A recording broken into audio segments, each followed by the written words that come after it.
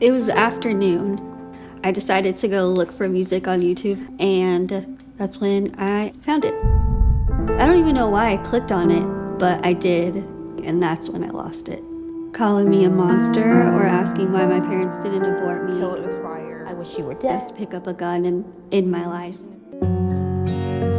I remember looking at the options for the posters, and I saw this one, and at first I thought, those words, like, they just always strike a chord from me. And the more I kept looking at it, I was realizing that the bad words are on the side that I'm blind in this eye. And I feel like it's just so symbolic that I see them, but I don't. They're there, but I don't acknowledge them. All we had known all my life was that I had a syndrome where I can't gain weight.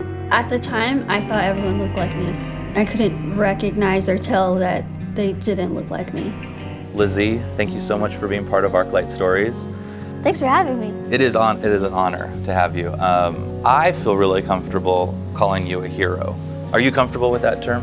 It's such a humbling experience to be told that people see me as a hero, but I think I'll always just see myself as just Lizzie. Let's talk first a little bit about making a documentary. What has been the most rewarding part of it? I remember on our very first day of filming, I sat down, Sarah pulled me into another room, and we went over the questions we were going to talk about, and I looked at her and I was like, I'm just letting you know I'm not going to cry on camera. I've never let people see that side of me. We had such a small, intimate crew that made me feel so safe and warm that within the first hour maybe, I was already crying, and that just went out the window really fast. And I realized that it's okay for me to admit that I have vulnerable days, because I am human, and I've learned how to let those days happen and allow them to happen, and then just keep moving forward. You mentioned Sarah Bordeaux, the film's director. How did it come about? How did this documentary start? I met Sarah in 2013 when she directed and produced the TED Austin Women event. I'm really, really, really excited to be here. She was the first person I hugged as soon as I finished my now viral TED Talk.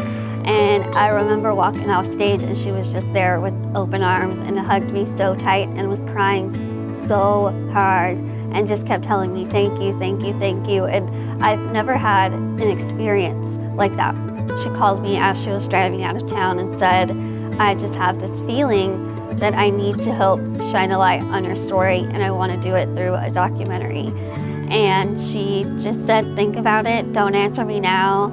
And at the time, I had been approached many, many, many times to do documentaries, reality show type things, and it just never felt right. I just always wanted to make sure that whoever wanted to do this was doing it for the right reasons, Right. and not wanting to exploit me. I got that feeling a lot, where people just wanted me to be what I felt as like a circus performer, and people would just go to like an attraction, and people would just go to watch me because I look different, and I absolutely wanted nothing to do with that.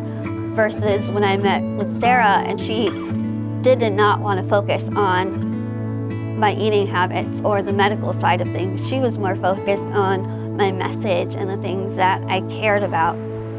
A lot of people think, Lizzie, how in the world are you saying there's benefits when you can only see out of one eye? If somebody is annoying me, being rude, stand on my right side. It's like you're not even there. Becoming a public speaker and getting out there on stage, I have to know like where that confidence comes from, where that poise comes from. I want to say it's how I was raised. I've always had just a sense of confidence. I think it also comes from a place of security, because I always wanted to show that I was confident, just to prove to people that I'm not weak.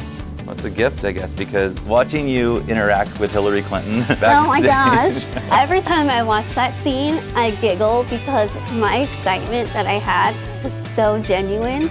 I just couldn't believe it happened. And it was so cool. That was exciting.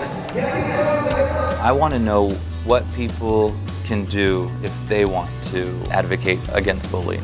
During our research for the film, we quickly realized that there's no federal bill in place to protect kids in school from being bullied, which is baffling to me. And I think the biggest lesson that I learned was awareness, just talking about it more. We'll have a website that you can go to and find your specific representative and tweet them, because now we're in a day and age that social media can be a very powerful tool. And being able to tweet your representative for where you're from and just say, why haven't you signed this? I do think it's poetic that you've used YouTube the way you have. That has to feel good.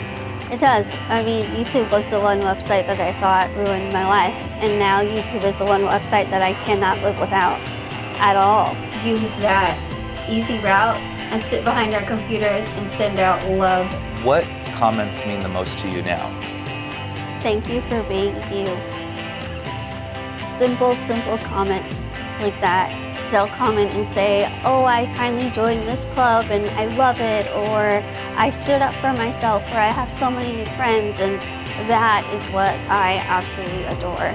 It's a far cry from these comments, right? Oh, very, very. I mean, it's very surreal for me to see all of those things, especially because the first time I saw those words exactly, I thought I was done.